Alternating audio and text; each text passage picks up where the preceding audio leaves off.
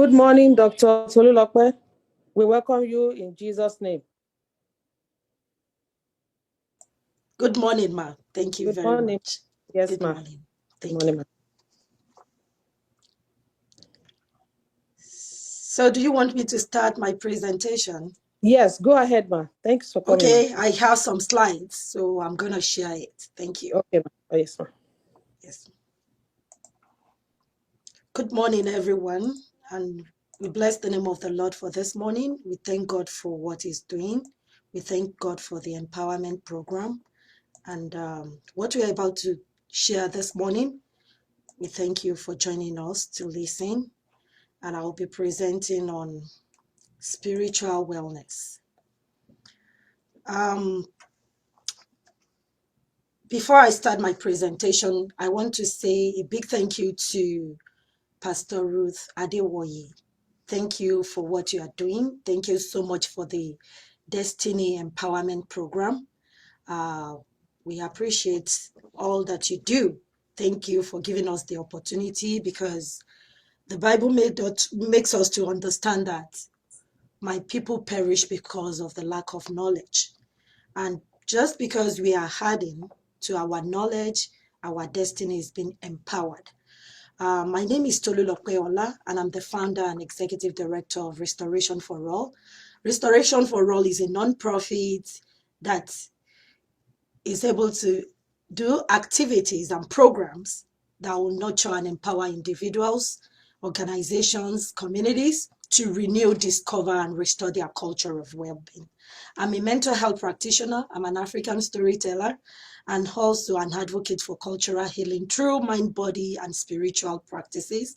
And I'm the co-chair for the Mental Health and Wellness Action Team of Ramsey County Public Health. With that being said, I have an outline this morning that I'm going to use. I'll be very brief. How many minutes do I have, ma'am? You have about 40 minutes, ma. Okay, good. That's enough. So I just want to give a brief overview of what wellness is. Wellness is a personal thing for most people. So what it means for different people is different. We are all unique in our nature. So what it means for us is different. So also spirituality, we'll talk about that.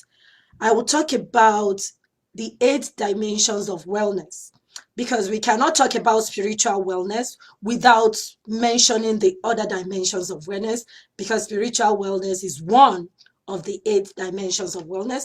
And then I'll talk about the difference or the differences between spiritual health, spiritual distress, spiritual fitness, and spiritual wellness.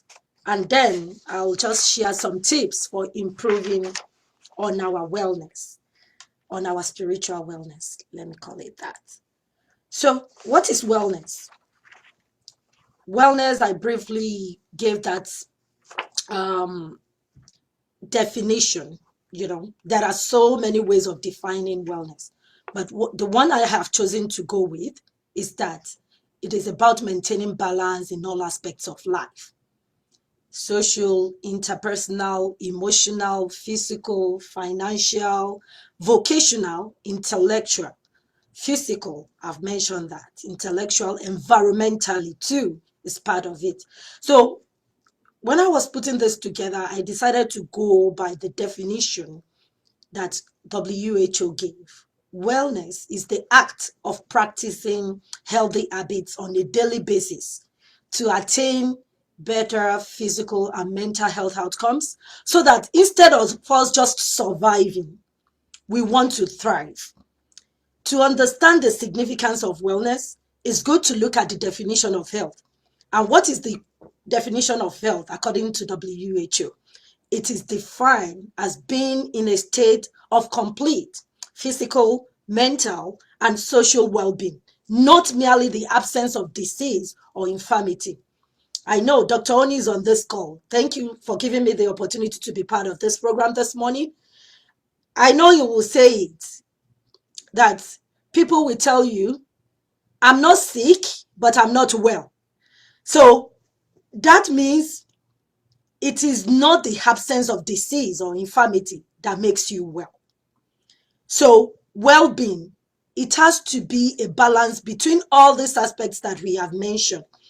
And also, if we are to go by this definition, it is much more than merely physical health, exercise, or nutrition. It is the full integration of physical, mental, and spiritual well-being. It is the ability for us to maintain positive being in all areas of our life. And people will ask, is that ever possible? Yes, it is. It is. We'll talk more about that. This is the diagram that I got for the explanation of the 8 dimensions of wellness. We can see the first one, I'm going to start from intellectual. Emotional is there, physical is there, social, occupational, financial, environmental, and I come back to spiritual. Looking at what I have here, I know most of us will be very conversant with this, some of us. The 8 dimensions of wellness, everything that we have here, it affects how we think, it affects how we feel and act.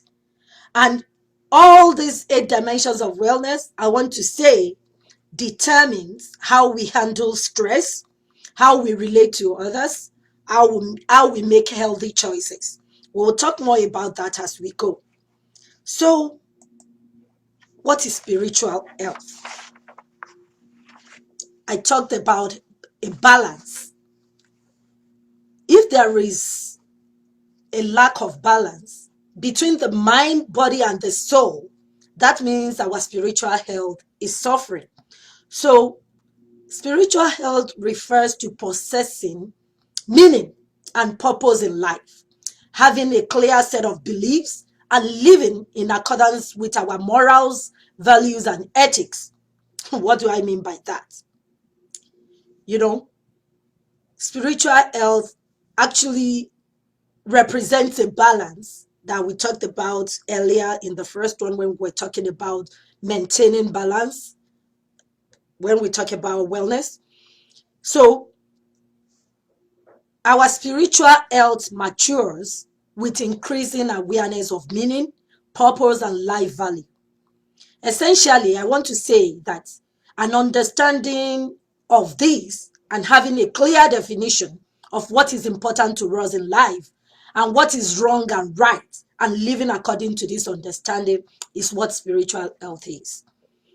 Some people, when they are not having all these things in balance, an area will suffer. If the body is not aligned with the mind or the soul, definitely the spiritual health is suffering. Also, I want to say that spiritual health is foundational to our well-being because it deeply and fundamentally connects to other dimensions of health, the 8 dimensions of wellness that I showed. So if our spiritual health does not connect with the other dimensions, that means something will be fundamentally wrong. For example, your meaning in life and your purpose in life connects to what you study. That is intellectual. So, for example, I've seen some kids, in some of the groups that I belong to, they will go to the university to study for 4 years. They are in college for 4 years, and they finish, they are not fulfilled. They have to go back and study something else. That is because their meaning and purpose does not connect to what they study. That is spiritual unhealthiness. So you need to look at things like that. It's so simple, but sometimes it becomes complex when it's not allowing you to function the way you need to function. So sometimes people go into the wrong career. I can testify to that. I was a victim when I was in the university back in Nigeria. I actually got admitted to study medicine. And I got to the university the first semester. I discovered this is not what I wanted to do. I was so scared to go into the cadaver room. They call it cadaver room, where we need to dissect humans or probably dissect insects. And I saw that, no, this is not my calling. Thank God it was not too late for me to retrace my step. And, I said, no, this is not for me. And for so many people, their meaning and purpose is not connecting with the career they have chosen. So they are doing that work just to fulfill it, all righteousness. They are surviving. They are not thriving. It's all about their spiritual health. When you cannot align your meaning and purpose in life with your clear set of beliefs and living accordingly to that, it affects you. Also, some people, the way they want their lives to be, or the purpose that they need to connect to, is not connecting with how they spend their money. For example, I want to say this. Some people, they spend money on, I want to say sickness, daily medication that they have to purchase drugs every month.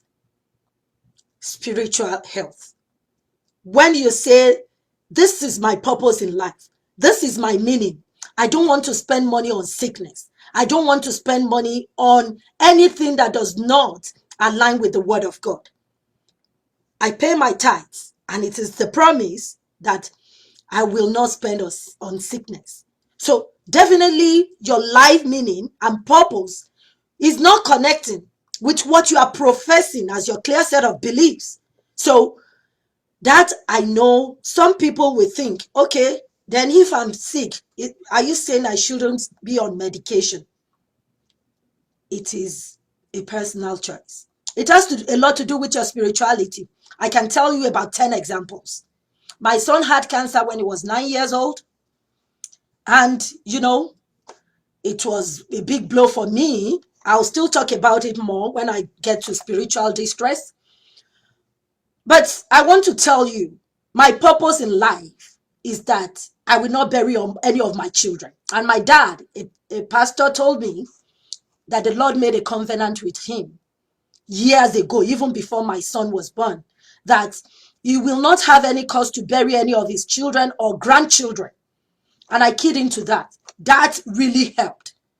The boy was 9 years old then when he had cancer. He's 22 years old now and a software engineer. That's a testimony that I'm giving, because sometimes we try to attribute spiritual health with religiosity.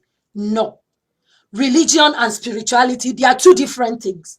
Spirituality has to do with personal conviction. Religion is a practice. It's a set of norms that we need to follow.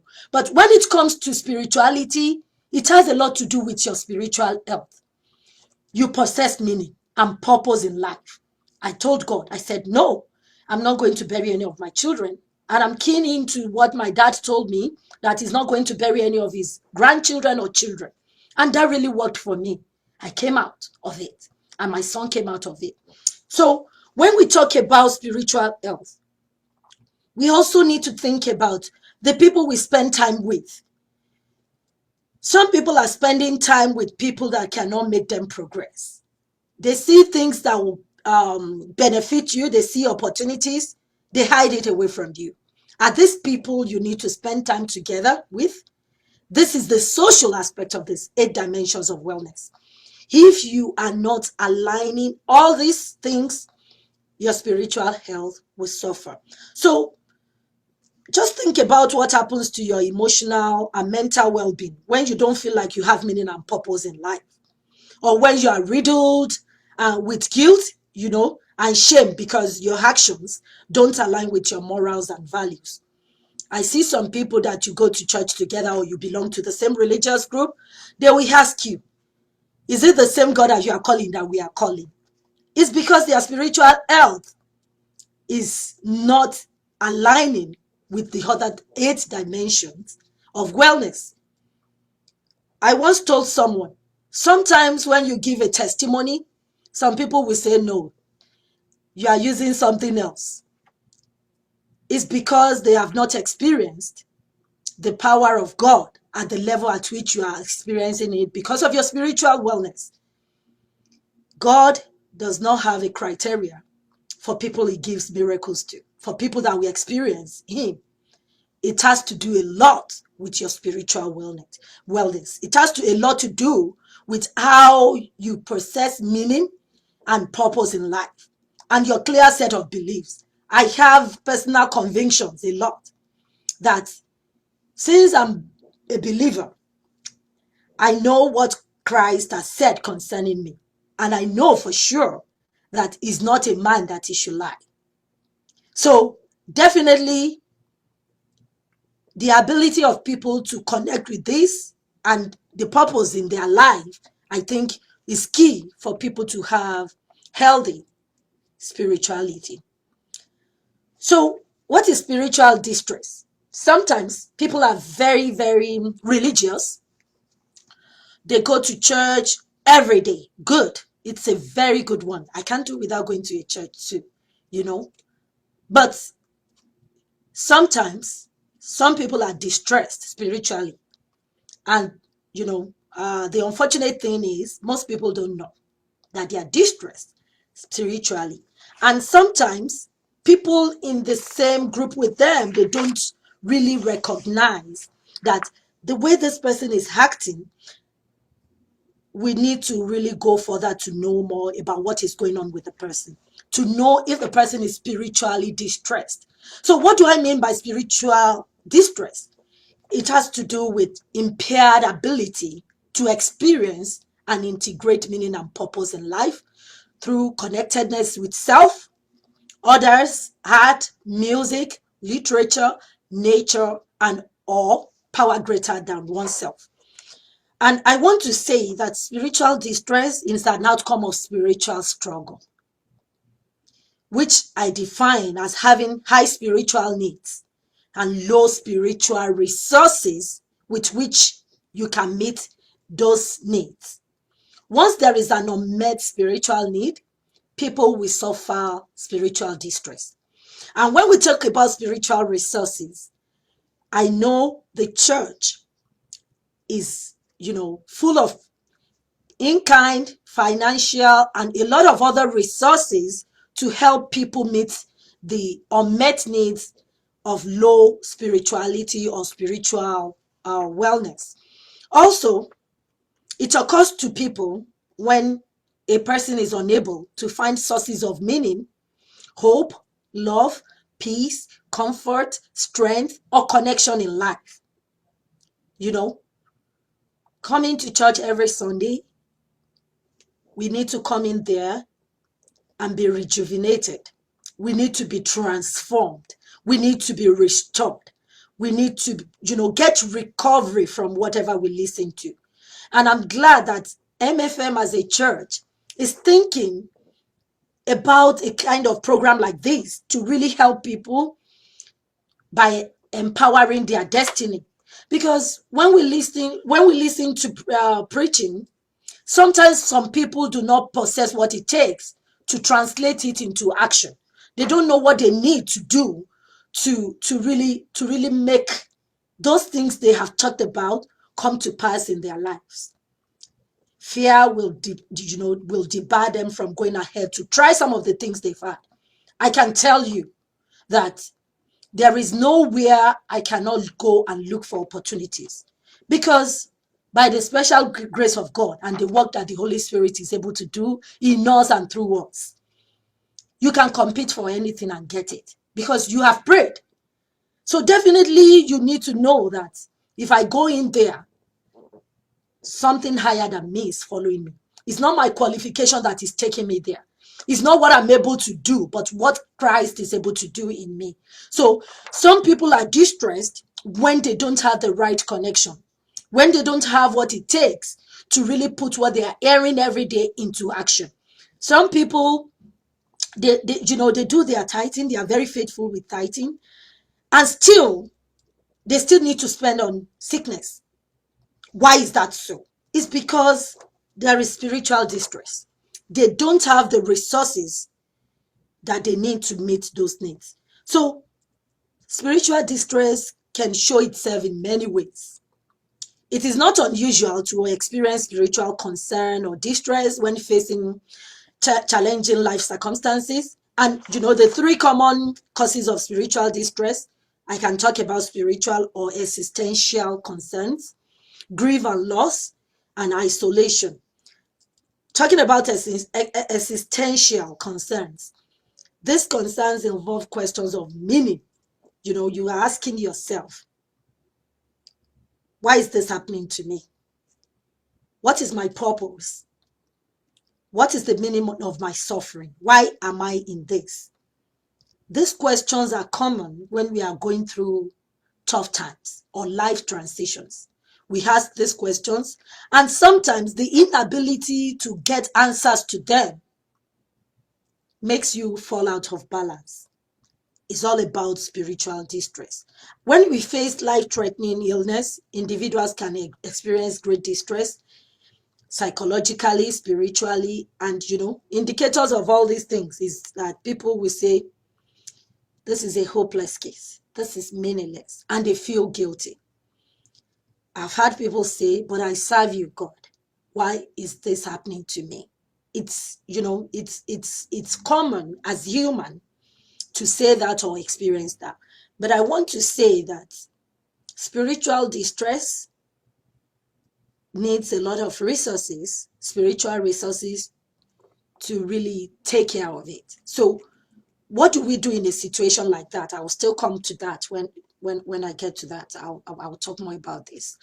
So the next one that I want to talk about is talking about isolation in spiritual distress.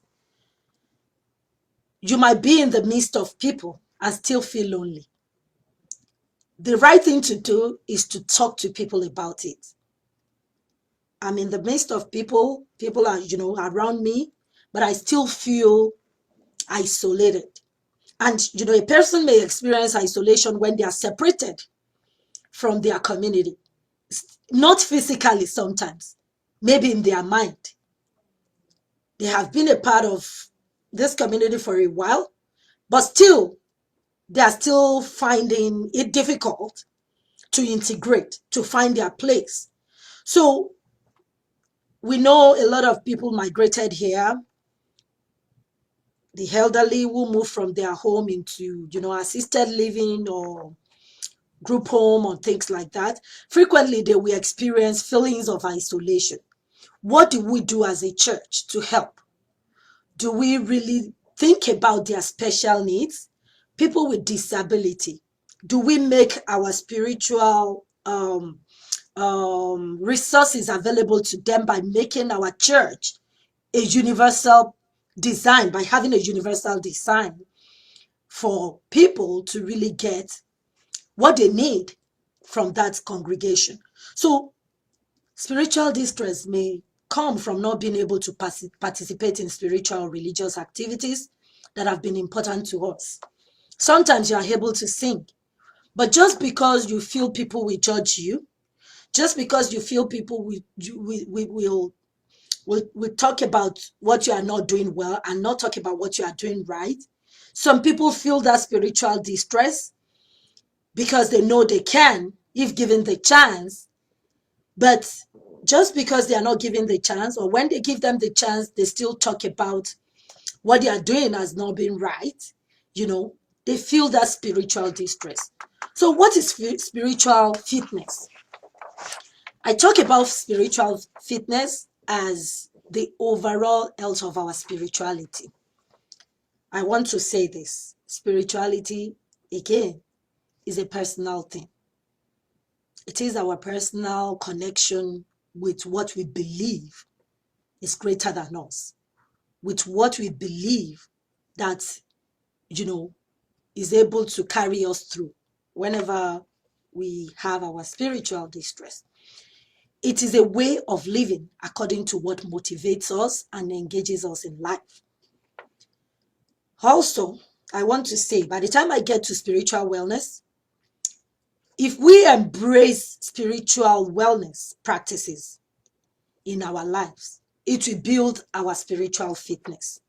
So I want to say that spiritual fitness is the beliefs and practices that strengthen our connectedness with sources of hope, meaning, and purpose. I want to say again that spiritual fitness is critical to developing our overall wellness.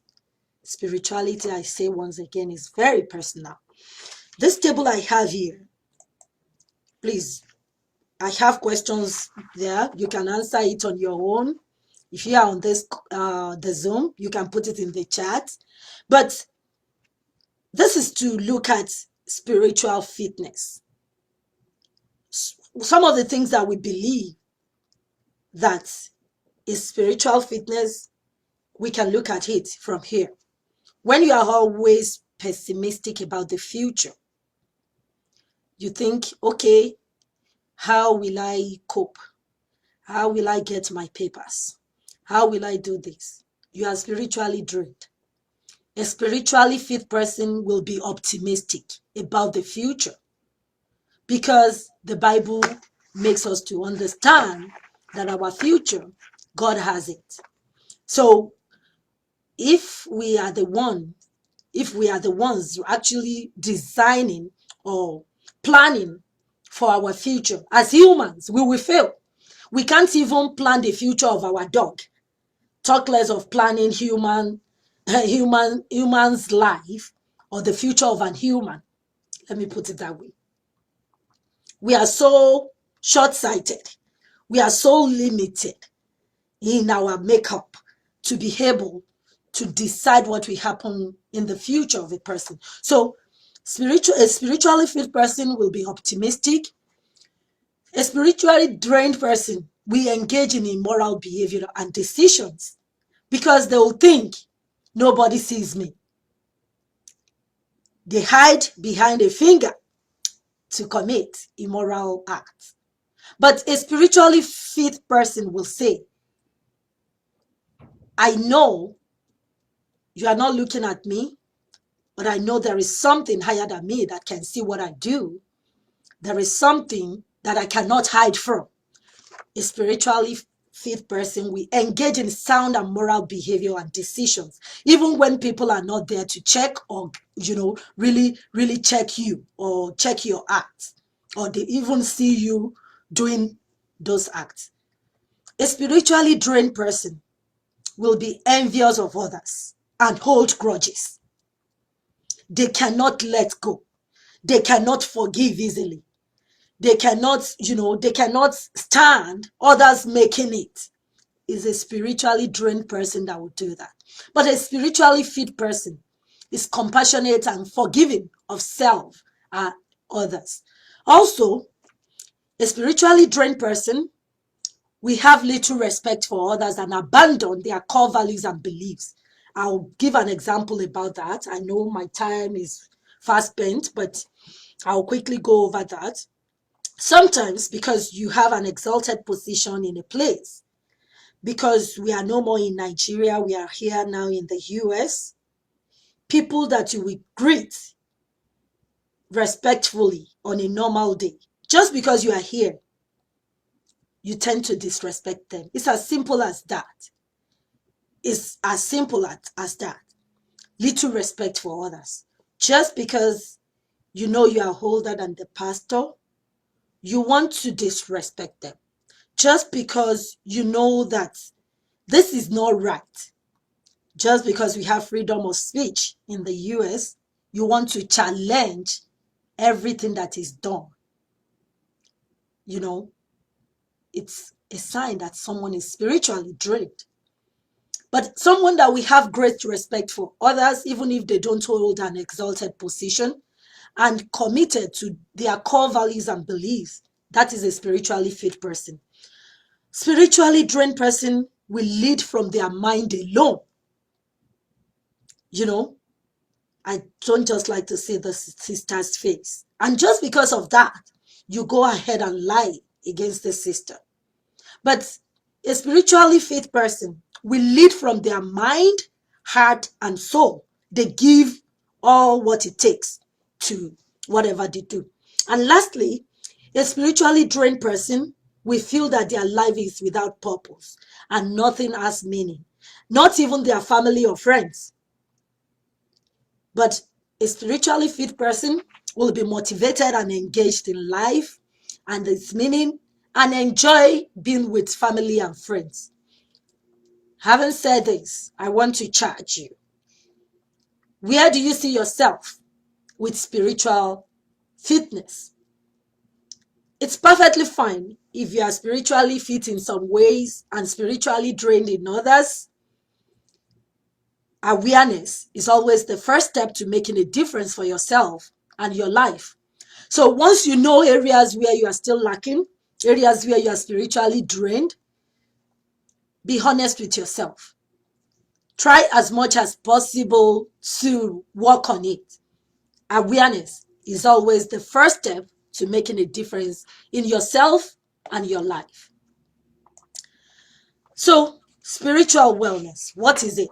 I won't take much of your time anymore, but I want to say that spiritual wellness is very important. All the concepts that I have defined, if you are using it well, it gives you, this spiritual wellness. And it represents your personal beliefs and values, and it involves having meaning and purpose and a sense of balance and peace. It refers to the practice of integrating those beliefs and values with action towards bettering both yourself and the world around you. Some people, they can do any good for themselves, their friends and family, but they don't see the need to really reach more people. Even some people, they do the good for their family only when they will be recognized, only when they will be, honored or probably celebrated for doing that. Spiritual wellness goes beyond that. You really need to better yourself, better others and the world around you without expecting anything in return. So the general definition of wellness is when you really search for your life's meaning and purpose, as well as striving for consistency in your values. Not, today you are up there in your practices and actions, but tomorrow I can cite an example for that. I have this brother in a church back in Nigeria. He works with the local government. He was an accountant then. And he's a pastor of one of the big churches in Nigeria then. And when he's in the church, he will pray and the Holy Spirit will come down and everything will happen for good. When he gets to his office, he will take bribe. And one day, someone charged at him and said, "But you are a pastor." Someone actually, said it. "I know you to be a pastor. I know you do very well in church. And now you are telling me to bring a bribe." The next thing that he said was, "Look here, whenever I get to the office, I remove my pastor's, what's it called, the clothes of a pastor. I hang it." That is inconsistency in the values and actions of that man, So what I'm saying in essence is having the ability to align your purpose with your action. Okay, so I'll take questions as we go. Okay, so the question is, can you tell us more on leading from mind, heart, and soul? Thank you. I can say that because of the work that I'm doing in the community. So when you lead from your mind, sometimes I tell people, I don't dispute whatever my mind tells me because I know it's the Holy Spirit that is talking to me, because I allow the Holy Spirit to tell me things. And I know Dr. Oni can attest to this. When I say I want to do something, I know it was something that was, I got the inspiration to do it. It never failed for once. And when you lead from your heart, it's because you are able to align what your mind is telling you with your heart. If you have a heart that is, wicked, even if you know some people will benefit from the good that you are doing, you will still hold it back from them. And if you lead from your soul, yes, I can say that, your soul, it means giving in all what it takes, even at the expense of making yourself uncomfortable to make things happen. I can cite so many examples. I work a lot with the Somalia community here. Things that I'm not able to achieve in the Christian community, I've been able to achieve times 10 of it in the Somalia or East African community. Why? Because I know as a Christian, we try as much as possible to limit whatever we do to the people around us or humanitarian services that we provide. We limit it to people from our religious group. No, that shouldn't be the case. It is when they see what you are doing, the light in you, that will bring them to the realization that there is something special about this person. There is something that this person is doing that makes the person outstanding. So when you lead from your mind, heart, and soul, the result or the outcome always, leads to things that will make them glorify God through you. But when you are leading from the mind alone, my mind tells me to reach out to people in the East African community. But wow, I cannot. Why should I go and sit in their midst? I don't want them to contaminate me. That is, Dr. Oni will say something. Dr. Oni will say, you become too careful and you become careless. I love that phrase. You become too careful and you become careless.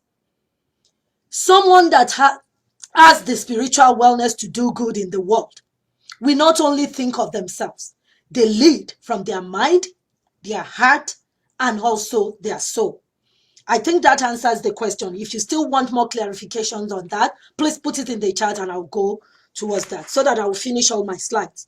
Also, we really need to think of a spiritually elder person as someone who has a clear purpose in life and is able to reflect on the meaning of events. I tell you, I am spiritually sensitive. Dr. Oni can attest to this. I once told him, I said, if I'm going out and, something unusual happens that, I've not experienced for some time, I go back, I look at it again. Am I getting a message? Is it that I should go or not to go? I am, at that level. And we are all developing it. And it's because of my background, the way I was socialized. I remember my dad telling me, when you get into a place, don't go and just sit down. Take your time to look at the pictures on the wall so that you can scan that environment. Sometimes you might not be able to scan an environment spiritually or with your spiritual eyes. But physical eyes sometimes will make you see things. If you go into a room and they place a Buddha, I'm not condemning any religion, a Buddha figure in a corner, and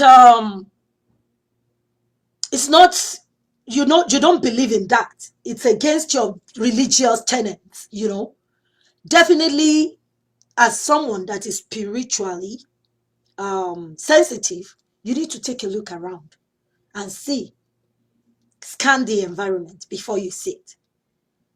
Scan the environment before you eat. Scan the environment before you even talk. Some people are not able to censor their words.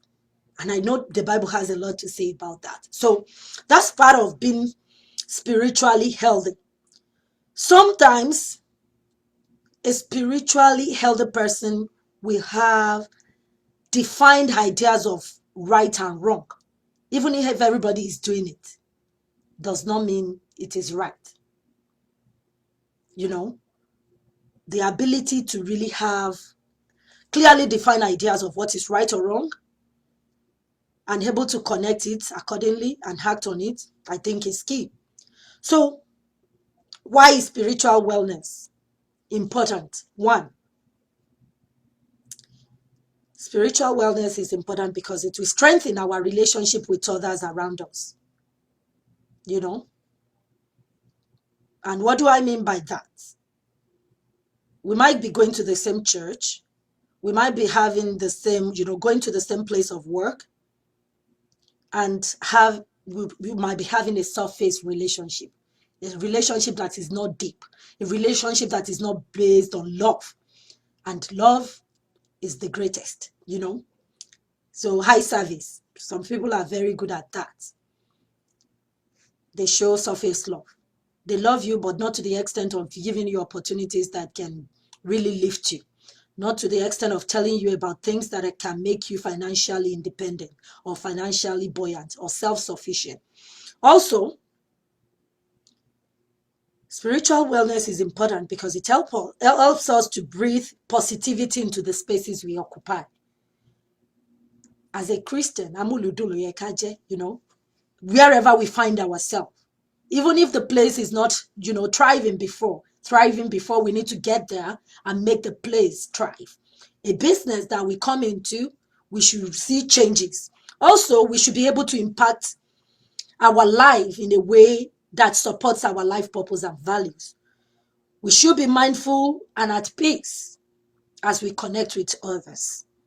And, you know, if you are spiritually well, you should be able to practice self-compassion, confidence, and resilience. And lastly, you should be accountable and responsible for your own actions. The next slide is to look at where you are at. I won't be able to go over all this, but I just want to say, please take a look at this and see where you really fit. Spiritual wellness is not about being deeply religious. Look at that. It's not about going to a worship place on a regular basis. It's not about forcing this. Spiritual wellness is more about having a relationship with the divine, which is God, having a relationship with the people around you, experiencing life according to your life purpose, and also committing to your life purpose. You've been thinking for a very long time, and I can do this, and I can do this. You have all of this in your mind to do, but you are not acting on it. And we pray, take me to the next level, oh Lord. Make me a living testimony to others. Lord, make me buoyant. Make me financially independent. Make me, you know, all this make me. God has already done it. But are we actually aligning our purpose to everything we have prayed about? The ability to commit to your life purpose, surrendering to what is, you know, what is anything that is here in the present moment, things you can really key into, I think will really be helpful to realize where we are at the level of our spiritual wellness. So I want to say that spiritual wellness helps to define who we are and is a fundamental quality of holistic health and wellness. It can help guide our activities, practices, interactions, investment within the world. You know, as you explore this list, I want to charge you. What comes up for you? Where do you think you currently are according to the table that I have here? What does it mean to live from a spiritual wellness perspective? Please think about all this, and I pray that the Lord will help you. Lastly, I'll talk about some of the tips that I wrote that can really help you to improve on your spiritual wellness. The first one is that we should be true to ourselves. What do I mean by that? People will tell you, if you are deceiving other people, it's good, but don't deceive yourself. It means be true to yourself. Live authentically. And when you live authentically, it's going to offer you tremendous benefits. We don't have to pretend, you know. Why should we? When we know that we are not living a fake life. We are living according to the principles of God. So why should we be pretending? So when you honor your true self, you are stronger in adversity, a better leader to your peers, and you know, you reap the added advantage of a clear conscience. Best of all, your confidence will rub off on your friends. When you believe that you can do anything, the Bible makes us to realize, I can do all three things through Christ. You know, so a lot of people, they say that they recite it, but they are not putting it into action. Be true to yourself. Number two, ask the big questions. So what are the big questions that you need to ask? Why am I in America? Why am I a member of this church? What am I doing here? What does it all mean? The quest for greater truths begins with big questions. And you are not only allowed to ask, but you are also allowed to answer those questions. Contemplating the meaning of life and seeking your greater purpose teaches us the importance of the present moment, and opens us up to the infinite possibilities that lie ahead of our life. The third one, find out what you believe. We all profess to believe in God. Yes, we all profess. But are your values attesting to this? Are your ethics, your morals, are they attesting to this? So when you determine a set of values, you are beginning to discover what is important to you. So is tolerance important? Some people, they cannot stand me. I can't stand your shit. Ask the big question. What are your set of values? It is important to defend those who cannot defend themselves. Is that one of your values? Do you play on people's vulnerability? Just because you know someone does not have the document, you decide to take them for a ride. They work for you, you don't get their payment, you don't pay them. Just because you know they cannot go to the law enforcement to report. These are some of the things that we really need to check. We need to really find out what we believe. The fourth one, self-reflection. Some people are not reflective at all, self-reflective at all. They just do things, they don't really see, what did I do right? What did I do wrong? Reflect on your day, your week, your month, your year. So reflection will allow you to go deeper into yourself and allow connection with your heart and soul. Nature birthing. What do I mean by that? It means you need to spend some time in and with nature. Some of us, that's the fact that we talk about spiritual fitness, we are not physically fit at all. We don't take time to exercise and align our body, mind, and soul. Walk around your neighborhood. Walk around a nearby park. Breathe fresh air. Go to the beach. Dip your toes in the water. So do a lot of things. And there are so many amazing Bible passages, especially the book of Psalms. I know a lot of them that I recite, that will really help you to see the almightiness of God. The way the Lord sat on the waters, is able to control the waves, is even able to command and talk to the seas to be calm. These are some of the things we really need to bring forward when we do nature bathing. Also, practice mindfulness. A lot of people, they don't know what mindfulness is. It's just the basic human ability to be fully present, aware of where you are and what you are doing. That's mindfulness. Some people, they get carried away. They would have done some things and realize it, oh, I messed up. It's because they are not mindful of where they are at. So let us practice more of mindfulness. And mindfulness, while it is something we all naturally possess, it is more readily available when we practice it on a daily basis. Looking inwards to check. No, the third to the last one is about volunteering. I know of some places, some religious bodies, they see the qualities in you. They see what you are doing in the community. But they don't want to be part of it because they don't want you to shine. But I tell people, you can't stop the work that God is doing. Even if they are not part of it, God will bring the people that will volunteer and make things happen for you. So why not join the winning group, So volunteer and support your community by volunteering your time, your money, sort out clothes, give to the needy. Be part of what people in your church who have, people who have their own businesses, who have their own non-profit, for profit, help them, volunteer. Good things come to those who make good things happen for others. That is one of my keywords. That's one of my values. I'm not intimidated by people making it. I love it when people are making it. That is why I will make it too, because I'm happy to see others making it.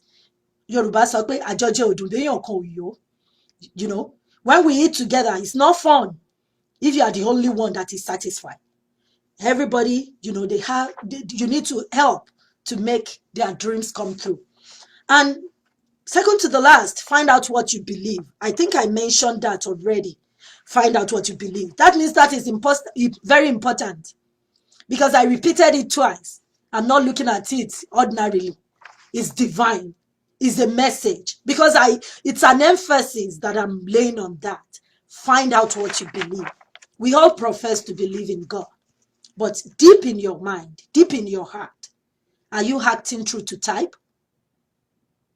Some people will say, and she calls herself a Christian. See, you know, we need to really find out what we believe. Lastly, express gratitude. Express gratitude. Be grateful for all you have. All what we do is, I don't have this. I don't have this. What about those things you have that others don't have? Do you ever express gratitude for them? So, including food. We go on the streets every day. We see people carrying placard.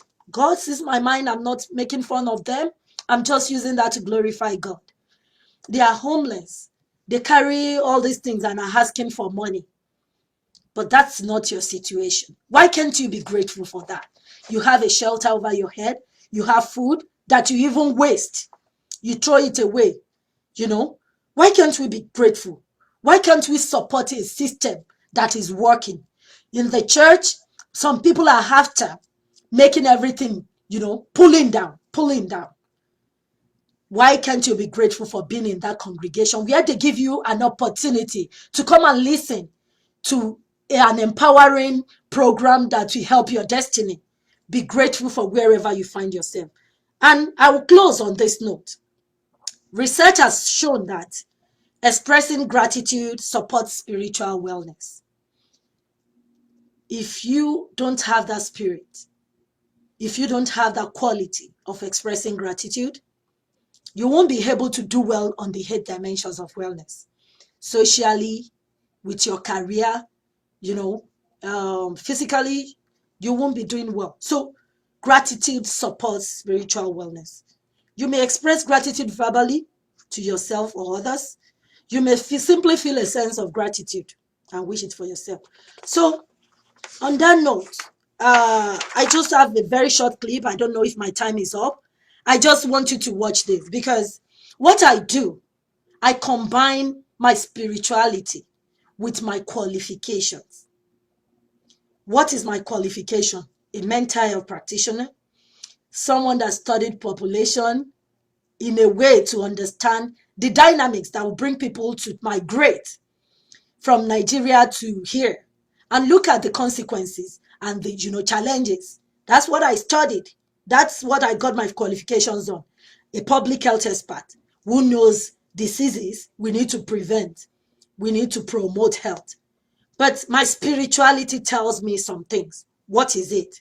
The ability to align that with what you believe, what your values are. So this short clip is talking about who you are. John Kabat-Zinn is a psychotherapist or therapist, and I listen to him a lot. Most of these people that, you know, that are doing this work, they are spiritually fit, because the way they think, they align their mind, body, and soul. Please join me in watching this short clip. It's just 2 minutes, I think, and then I'm done. Thank you.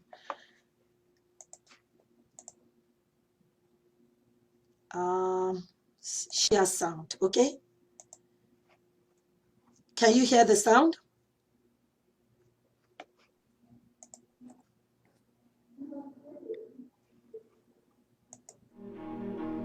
Can you hear the sound?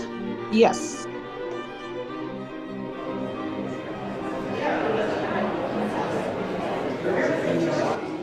My name is John Kabat-Zinn. My working definition, or what I call operational definition of mindfulness, is it's the awareness that arises through paying attention on purpose in the present moment non-judgmentally. And then I sometimes put in the service of self-understanding and wisdom. We all take ourselves too seriously because we believe that there is someone to take seriously. That me, we become the star of our own movie. The story of me, starring, of course, me. And everybody else becomes a bit player in our movie. And then we forget that it's a fabrication, it's a construction, and that it's not a movie, and that there's no you that you can actually find if you were to sort of start to peel back. Well, are you your name? Are you your age? Are you your thoughts? Are you your opinions? Are you even your genetic inheritance? Even your genes, if you meditate or eat differently, they're going to be expressed by the hundreds differently. So you're not even your genetic inheritance. So who are you? And here's where the rubber really meets the road. The question is much more important than the dime store answers that we come up with. So then we can notice this phenomenon called selfing. How much of our time we are running the narrative of I, me, and mine, which is now being identified with certain regions of the brain that do that narrative default mode kind of thing. And then mindfulness, MBSR, has been shown to actually light up other areas, or more lateral areas, where there's no more story of me. It's just this breath, that out breath, and it's not me breathing either. If it was up to me to be breathing, I would have died a long time ago. Whoops, got distracted, forgot, dead.